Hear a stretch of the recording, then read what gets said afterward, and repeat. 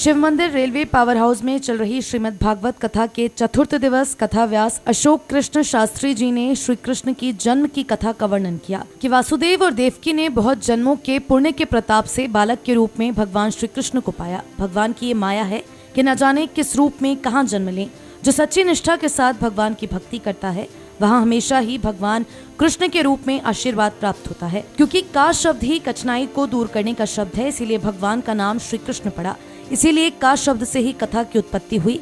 वेद व्यास जी महापुराण में लिखते हैं कि जिनको भागवत कथा सुनने को प्राप्त होती है वे अमर तत्व को प्राप्त हो जाते हैं। जहाँ ज्ञान वैराग्य और भक्ति रहती है, हर इंसान को ज्ञान और वैराग्य भक्ति के द्वारा प्रेरित किया जाता है, क्योंकि मनुष्य का जन्म ही भगवान की भक्ति के लिए हुआ है। भगवान ने स्वयं कहा है कि जो व्यक्ति मुझे भजता है उसके सारे दुखों को मैं अपने चरणों में ले लेता हूँ। जाके और अंजलि करके देवता का स्वरूप बना के बैठ गया। जैसे ही भगवान इसको पिलाने लगे अमृत, जैसे ही ये पीने लगा भगवान इसको पहचान गए, सूर्य चंद्रमा भी पहचान गए।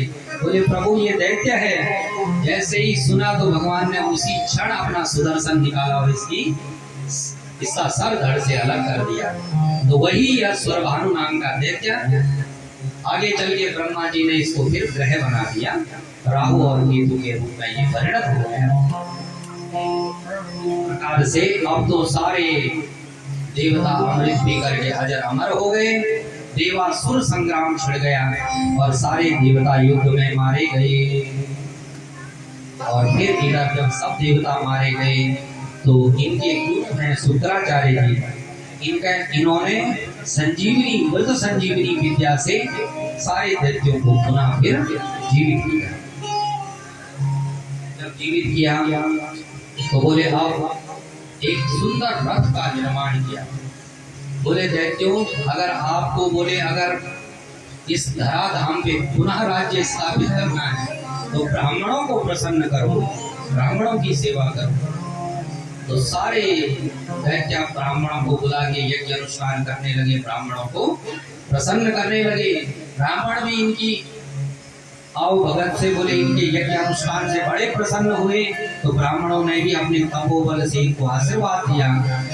तो इनका राजा था बलि, उसको एक दिव्य रथ बना करके दिया। जैसे ही वो रथ में बैठा यह राजा बलि, दैत्यों का राजा, इसने स्वर्ग पे आक्रमण कर दिया। इतना उस रथ का प्रभाव था कि सारे देवता, इंद्रादिक देवता भी स्वर्ग से इधर उधर भागे। इतना तेज उस रथ से निकल रहा था, सारे देवता भाग गए, अंतराओं में छुप गए। अब तो राजा बलि ने स्वर्ग पे भी अधिकार कर लिया। इधर बोले देवहूति, देव माता अदिति ऋषि कश्यप के पास में नहीं है, क्योंकि देवताओं का दुख उनसे देखा नहीं जाता। देवताओं की माताएं मेरे बच्चा इधर उधर भागते हैं, अपना घर परिवार होके कंदराओं में छुपते हैं, गुफाओं में छुपते हैं। तो बोले स्वामी आप भी कुछ कृपा करो। तो फिर कश्यप जी ने अदिति को अयोग व्रत का उपदेश दिया है। बोले देवी इस व्रत को करो, अगर इस व्रत को ठीक ठीक कर लेंगे तो भगवान ही आपके गर्भ से उत्पन्न हो जाएंगे।